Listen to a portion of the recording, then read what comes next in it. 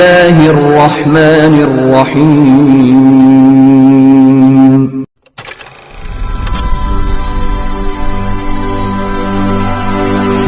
Baghdad میں ایک بزرگ تھے جن کا نام ابو عامر تھا۔ ایک مرتبہ ان کے گھر کی ایک دیوار گر گئی۔ اس دیوار کو بنوانے کے لیے وہ مزدور تلاش کرنے بازار میں پہنچتے ہیں۔ وہاں موجود تمام مزدوروں کو انہوں نے دیکھا۔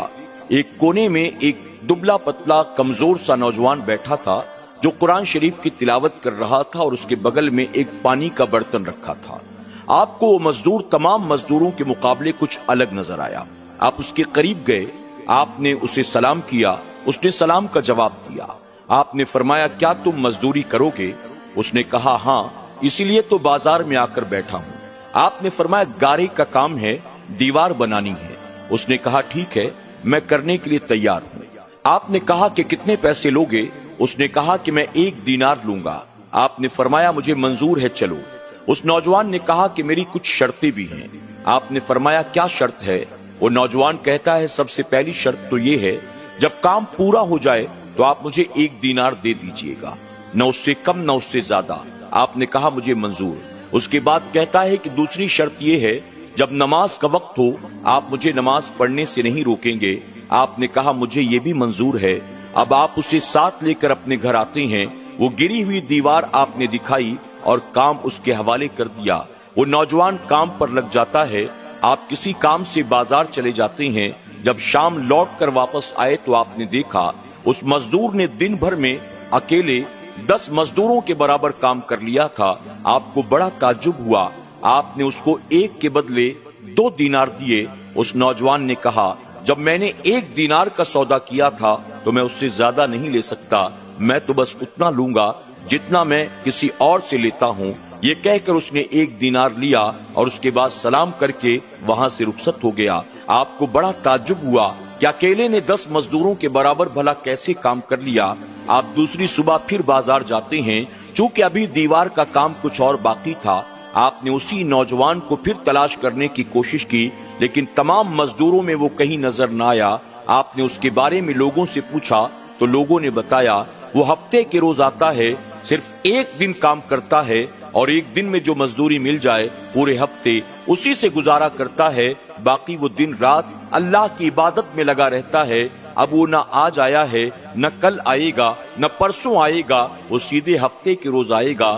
ابو عامر فرماتے ہیں میں واپس چلا آیا، چونکہ اس نوجوان سے میں اتنا زیادہ متاثر ہوا، میں نے یہ چاہا کہ یہ کام اسی سے مکمل کرواؤں گا۔ پھر ہفتے کے روز میں دوبارہ بازار میں پہنچتا ہوں۔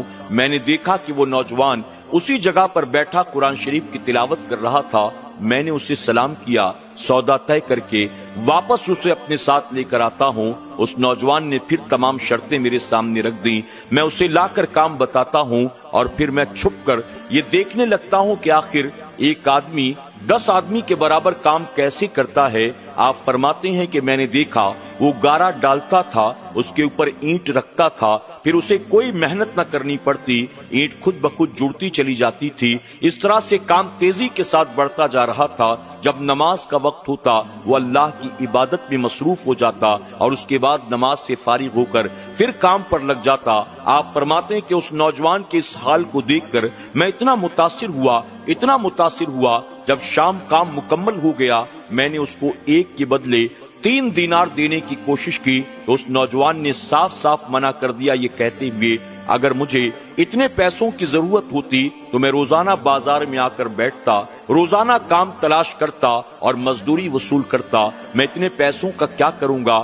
ہفتے بھر کے خرچ کے لیے 1 دینار کافی ہے، بس مجھے 1 دینار دے دیں۔ یہ کہہ کر اس نے 1 دینار لیا اور پھر رخصت ہوا۔ ابو عامر فرماتے ہیں اس نوجوان سے میں اتنا زیادہ متاثر ہوا کہ اس نوجوان کو تلاش کرنے کے لیے ہفتے کے روز میں پھر بازار میں پہنچ جاتا ہوں، لیکن آج میں نے دیکھا وہ بازار میں موجود نہیں تھا۔ میں نے لوگوں سے پوچھا وہ نوجوان کہاں چلا گیا تو لوگوں نے مجھے بتایا تقریباً 3-4 دن سے وہ بیمار چل رہا ہے اور یہی وجہ کہ آج وہ نہیں آیا۔ آپ نے فرمایا کہ وہ رہتا کہاں ہے؟ لوگوں نے کہا اس کا کوئی مکان نہیں ہے بلکہ وہ فلاں جنگل میں رہتا ہے۔ اللہ اکبر۔ آپ فرماتے ہیں کہ اسے تلاش کرنے کے لیے ایک مزدور کو میں نے مزدوری طے کر کے ساتھ لیا اور اس جنگل میں پہنچا۔ وہاں پہنچ کر میں نے دیکھا تو یہ پایا کہ وہ آدھی اینٹ کا تکیہ لگائے ہوئے زمین پر لیٹا سو رہا ہے۔ اللہ اکبر۔ میں نے اسے سلام کیا، اس نے سلام کا جواب نہ دیا۔ میں نے دوبارہ سلام کیا، اس نے دوسری بار بھی جواب نہ دیا۔ پھر میں نے تیسری بار اسے سلام کیا۔ آخر میرے سلام پر اس کی آنکھ کھل گئی، اس نے مجھے دیکھا۔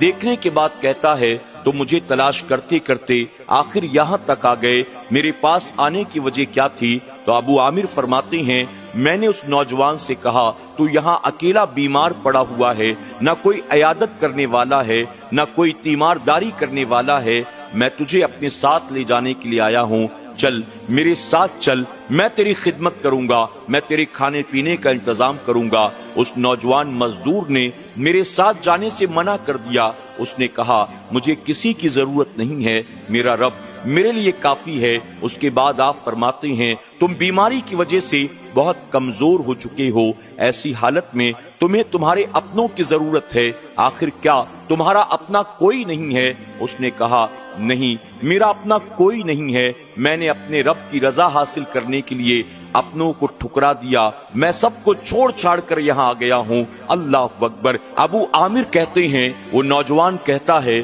اگر آپ واقعی میرے لیے کچھ کرنا چاہتے ہیں تو صرف اتنا کرنا، جب میرا انتقال ہو جائے جو کپڑا میں نے پہن رکھا ہے اسی کپڑے کو میرا کفن بنا دینا اور مجھے قبر میں اسی کپڑے کے ساتھ دفن کر دینا۔ ابو عامر نے کہا نہیں نہیں، میں تیرے لیے کفن کا نیا کپڑا لے کر آؤں گا۔ اس پر وہ نوجوان کہنے لگا نیا کپڑا زندوں کے لیے زیادہ بہتر ہے، مردے کے لیے کیا فائدہ؟ میں جو کچھ بھی پہن کر جاؤں قبر میں پھٹ جانا ہے، ختم ہو جانا ہے، اس لیے میں نے جو پہن رکھا ہے یہی میرے لیے بہتر ہے۔ اس کے بعد آپ میرا امامہ اور وضو کا لوٹا یہ قبر کھودنے والے کو میری طرف سے دے دینا۔ پھر اس نوجوان نے اپنی جیب سے ایک انگوٹھی نکالی اور نکال کر کہا اسے لے جا کر خلیفہ ہارون رشید کو دے دینا، کہنا ایک غریب مسافر نے یہ آپ کے لیے بھیجا ہے۔ اللہ اکبر۔ ابو عامر کہتے ہیں وہ جو کچھ کہہ رہا تھا میں سنتا چلا گیا، لیکن مجھے اس کی بات سمجھ میں نہیں آئی،